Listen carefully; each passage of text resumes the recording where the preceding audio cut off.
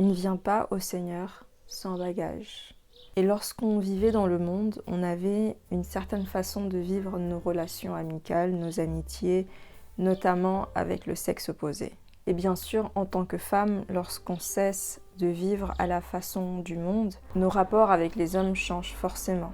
Personnellement, le Seigneur m'a récemment ouvert les yeux sur le fait que j'étais bien moins sage que je ne le pensais concernant mes amitiés, mes rapports avec les hommes. Et je partage ce que j'ai appris pour inviter quelqu'un à méditer sur ce qui se passe réellement dans son cœur et ainsi laisser le Seigneur intervenir et peut-être commencer un processus de guérison.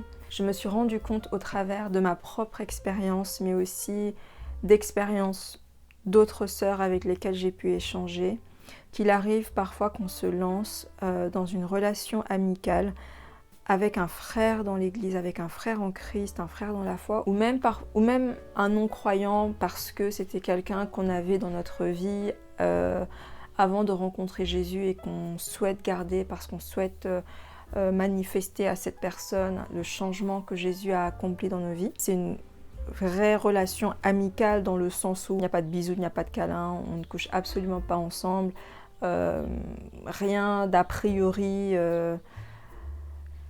sensuel ou romantique, mais en fait tout se passe sur le plan émotionnel. C'est-à-dire qu'avec cet ami homme avec lequel on parle depuis des semaines, des mois ou des années, on parle, on discute, on échange et en fait une routine s'installe progressivement. Et dans cette routine, on prend l'habitude de partager des choses très personnelles. Dès qu'il se passe quelque chose dans nos vies, paf, on dégaine le téléphone, on lui envoie un message, on lui envoie un vocal. Oh, faut absolument que je te raconte. On se parle au téléphone le soir lorsqu'on est couché dans son lit. On prie ensemble. Cette personne sait beaucoup trop de choses sur la vie privée de ton frère ou de ta sœur, de ta mère ou de ton père. Bien des fois, j'ai fait de ces hommes que je considère sincèrement être mes amis des époux de substitution, en attendant le vrai. Toujours en attendant le vrai. Il n'a jamais été question d'être en couple avec ces hommes, mais inconsciemment de ne pas laisser la place entièrement vide. Or, ce qui est terrible avec ça, c'est que cette place est censée rester vide. Oui, tu ne couches pas avec des hommes parce que tu veux honorer le Seigneur. Ton corps vit le célibat auquel Dieu l'appelle, mais c'est ton cœur qui n'est pas entièrement célibataire. Je me suis déjà retrouvée dans des situations où je me suis dit qu'est-ce qu'il veut Jésus quoi, j'ai déjà tout abandonné, j'ai déjà tout laissé tomber, je prie tout le temps, je lis ma Bible, qu'est-ce qu'il veut de plus? Que j'arrête d'avoir des amis? Ce qu'il veut Jésus, c'est que ce sentiment d'exister uniquement lorsqu'il y a un homme dans ta vie, lorsqu'il y a un homme dans les parages qui te fait te sentir bien, te quitte définitivement, que ce sentiment te quitte définitivement. Cette place qui doit rester vide doit être vide parce qu'elle doit être comme un chantier en fait. Et c'est un chantier qui ne peut commencer que si cette place est vide. Ce chantier qui est une blessure qui remonte à ton enfance ne peut commencer qu'une fois que tu acceptes de mettre fin à ces relations émotionnelles que tu entretiens avec des hommes que tu apprécies réellement. On peut essayer de dire « Ah, c'est mon ami ». Non, en fait, ça a glissé sur une relation émotionnelle. Il y a un truc qui s'est installé, tu es célibataire. Mais en fait, tu l'es pas. En fait, tu l'es pas vraiment parce que la place n'est pas vide en fait. Parlons de ceux que tu apprécies réellement. Est-ce que tu connais cet ami à qui tu parles très très régulièrement, mais cet ami en fait n'attend qu'une chose, c'est que tu réalises que c'est lui le bon. Cet ami que tu utilises en réalité, puisqu'il te tient compagnie en attendant que Dieu t'envoie le bon. Pendant que toi, tu prends plaisir à avoir dans les parages et dans ta vie une figure masculine rassurante et aimante qui te fait te sentir bien, à qui raconter tes petits problèmes du quotidien, lui, c'est vraiment attaché à toi et il se projette avec toi. Genre un futur. Pour lui, soit c'est toi la bonne, soit il aimerait bien que ce soit toi la bonne. Et tu sais, c'est vraiment manquer d'amour, manquer de l'amour du Christ, que de faire semblant de ne pas savoir en fait que lui n'attend que ton feu vert. Le feu vert que tu ne lui donneras jamais parce que toi, tu n'es pas attiré par lui ou parce que toi, tu sais que c'est pas lui le bon, mais tu continues d'arroser ses projections pour des raisons narcissiques et égoïstes. S'il y a une sœur qui se reconnaît, sache que je ne te juge pas. Je suis passée par là il n'y a pas très longtemps et je ne parle que de choses que je connais parce que je les ai vécues. La fille qui a manqué d'amour, ça a été moi. Mais si tu te reconnais, tu n'es pas tombé sur cette vidéo par hasard et il faut te repentir et libérer cette personne. Le Seigneur nous invite vraiment à laisser derrière nous ces comportements de femmes du monde qui ont faim et soif d'attention et du regard des hommes qu'elles gardent sous le coude juste pour nourrir leur ego, juste pour nourrir leur insécurité. Alors, on est dans cette relation dans laquelle en apparence il n'y a pas de péché. On fait rien de mal, tout va bien, on s'aime dans un amour fraternel en Jésus-Christ. Jusqu'au jour où l'un des deux rencontre une personne avec laquelle elle s'engage dans les fiançailles ou vers le mariage. On y pense, n'est-ce pas? On anticipe ça, on sait que ça peut arriver. on espère que c'est pas l'autre en premier. Donc on s'engage dans cette relation, on se lie vraiment avec l'autre personne, on fait de l'autre son confident, son meilleur ami, etc. etc.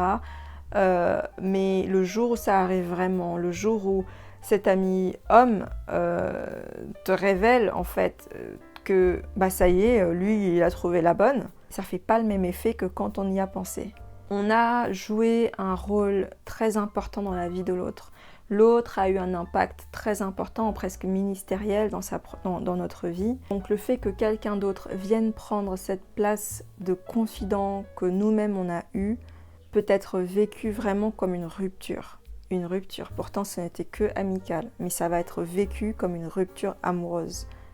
Parce que tu t'es trop engagé dans quelque chose qui ressemble à une relation amoureuse.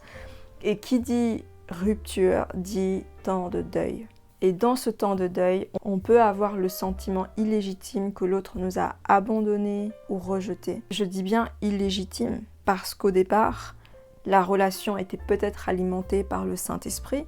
Peut-être qu'effectivement, c'est une relation que Dieu a souhaitée, mais progressivement, la relation est de plus en plus alimentée par un désir inconscient de vouloir fuir, par exemple, son temps de célibat. Fuir la solitude, fuir l'ennui, la recherche d'une présence masculine qui nous fait nous sentir belles, qui nous fait nous sentir intéressantes, valorisées. Voilà ce que moi j'ai mis en place concrètement afin d'éviter que ce type de rapport avec les hommes ne se reproduise à nouveau. Je me suis établi des barrières, si je puis dire, des espèces de règles, mais je peux faire des exceptions.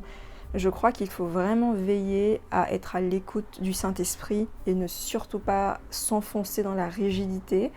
Nous sommes appelés à vivre librement en Jésus, libres, à ne pas être soumis à des règles. Mais quand cette liberté devient une excuse pour mes désirs mauvais, je suis obligée de mettre des choses en place. En numéro 1, j'évite de parler le soir au téléphone avec des hommes que je considère être mes amis. Ce que j'évite surtout par là, c'est le fait d'être couchée dans mon lit lorsque je parle avec ces hommes.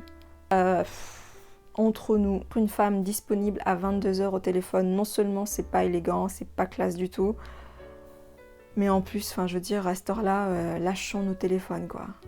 À cette heure-là, on peut passer du temps avec Dieu, et si on n'en ressent pas le désir, peut-être parce qu'on a passé déjà beaucoup de temps dans la journée avec lui, ou que juste on n'en a pas envie. Ce que je fais, c'est que je prends un livre qui m'apprend quelque chose sur moi-même et qui me fait progresser. C'est jamais inutile de chercher qui on est vraiment, sa personnalité, ses faiblesses. Voilà. Il y a plein de livres qui sont écrits par des chrétiens ou pas d'ailleurs. J'insiste sur le fait de ne pas parler au téléphone avec un homme lorsque je suis couchée, dans mon lit, dans ma couette. Parce que lorsqu'on vit avec un homme, le moment du coucher est un moment d'échange. Je veux dire, tout le monde le sait, tu vois. On va se coucher, il y a toujours ce moment où voilà, on a tous les deux la tête sur l'oreiller et on parle, on échange sur ce qui s'est passé dans la journée ou sur ceci ou sur cela. Et donc quand on prend l'habitude de parler au téléphone avec un ami lorsque on est couché dans son lit, dans sa petite couette, dans son petit pyjama, on peut vite dérailler, se perdre toujours dans l'inconscient, créer une routine de couple virtuelle. Et ce qu'on veut, c'est vivre notre célibat, pas le fuir. Laisser la place vide de l'autre côté du lit pour que le Seigneur puisse prendre cette place et nous parler. Récemment, un ancien collègue que j'aime énormément et à qui je n'avais pas parlé depuis très longtemps m'a téléphoné pour qu'il avait besoin de prières et de conseils en lien avec les Écritures, mais il ne pouvait me parler que le soir à cause d'un décalage horaire, à cause du travail, etc. Alors j'ai dérogé à ma règle des appels du soir. Bien sûr, je prenais ces appels parce qu'on reste à l'écoute du Saint-Esprit. Par contre, je veillais à rester dans mon salon pour parler au téléphone ou assise, en tout cas en position vraiment assise, pour ne pas inviter cette voix dans mon intimité, dans mon lit. Mais les échanges ont duré 3-4 jours. Et donc pendant 3-4 jours, je recevais des appels le matin lorsque je me réveillais et le soir lorsque je devais normalement aller me coucher. Je me suis du coup aperçue que j'étais en train de rétrograder dans mes émotions. Parce que c'est un ancien collègue que je trouve très intéressant, très drôle, et j'aimais énormément sa compagnie parce qu'il me faisait me sentir bien en tant que femme et valorisée. Et donc je trouvais très agréable de savoir que le matin, mon téléphone allait sonner à telle heure, que le soir, il avait encore envie ou besoin de me parler. J'ai senti que mon cœur commençait juste au bout de 3-4 jours à s'attacher à ces appels. J'ai tout de suite prié pour que le Seigneur intervienne. Et il est intervenu parce que mon cœur était disposé à le laisser intervenir. J'étais disposée à changer de voie en fait, même si je trouvais ça cool, même si je trouvais ça agréable, même si j'avais envie que ça continue encore plusieurs jours. La deuxième barrière que je me suis fixée, c'est que lorsqu'il y a un homme dans ma vie que j'apprécie énormément de façon amicale, se parler toutes les semaines, franchement c'est pas la peine. C'est pas la peine. C'est vraiment pas la peine. Vocaux, messages, rencontres, tout ça, toutes les semaines, c'est pas la peine en fait. Il y a chez les religieuses catholiques ce qu'on appelle le grand silence. Il y a plusieurs raisons qui expliquent pourquoi elles choisissent de parler peu, mais en tout cas la Bible nous met en garde contre le bavardage. Quand on parle beaucoup, on multiplie les chances de finir par parler des autres, de dévoiler les secrets des autres, de critiquer, de médire, de confier à quelqu'un ce qu'on n'a même pas pris le temps de confier d'abord à Dieu, notre premier confident. Il y a des choses que tu racontes à ton meilleur ami, des choses que Dieu aimerait être le seul pour l'instant à savoir. Donc pour ma part, espacer les appels vocaux, espacer les messages, espacer les rencontres. Et Dieu sait que j'ai des amis garçons dont j'aime énormément la compagnie et avec qui je pourrais passer tous mes week-ends si Dieu m'en donnait la bonne conscience. Mais non.